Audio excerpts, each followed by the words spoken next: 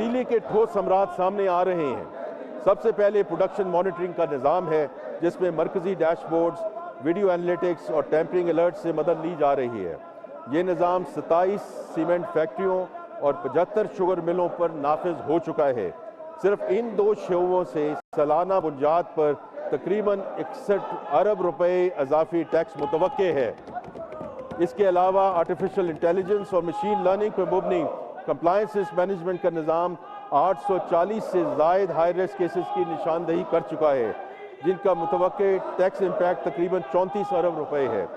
इस तरह faceless custom assessment के ज़रिए हमने इम्पोर्टर और कस्टम अफसर के दरमियान बराह रास्त राब्ते को कम किया है, जिससे ना सिर्फ पर कंसाइनमेंट महसूलात में इजाफा हुआ है, बल्कि हिरासानी या आप हरासमेंट की समझ लें और रिश्वत के इम्कानात भी कम हुए हैं। जनाब स्पीकर, आने वाले महीनों में प्रोडक्शन मॉनिटरिंग के निज़ाम को नए शोबों तक तोसी दी जाएगी, जिनमें टेक्सटाइल, मशरूबात, आयरन एंड स्टील, घी और खुर्दनी तेल, टायर्स, पेपर एंड बोर्ड और दीगर शोबे शामिल हैं। ये तोसी मुल्क की मुनज़्ज़म सनत के एक बड़े हिस्से का अहाता करेगी।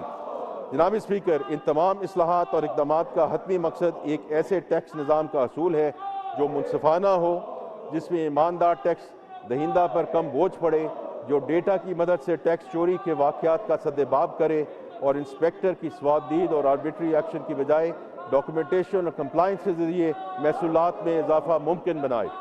हमारी ये काविश महज ज़्यादा टैक्स के हसूल का ज़रिया नहीं, बल्कि रियासत और शहरी के दरमियान इस बुनियादी समाजी रिश्ते की तजदीद है, जिसमें शहरी का रियासत पर एतमाद बहाल हो और रियासत शहरी की मेहनत का एहतराम करे।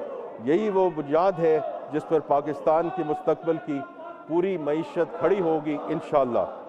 जनाब स्पीकर, पाकिस्तान की मुआशी तरक्की उस वक्त तक अधूरी है जब तक मईशत की बरकत हर उस घराने, हर उस किसान, हर उस छोटे कारोबार और हर उस नौजवान और खातून तक नहीं पहुँच जाती जिन्हें रवायती बैंकारी निज़ाम ने हमेशा नज़रअंदाज किया है।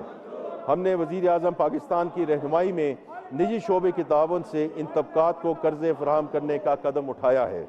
इस हिकमत आलमी के तहत 5 अहम स्कीमें मुतारिफ कराई जा चुकी हैं, जिनकी तफसीलात मैं इस मुअज़्ज़ज़ ऐवान के सामने पेश करना चाहता हूँ।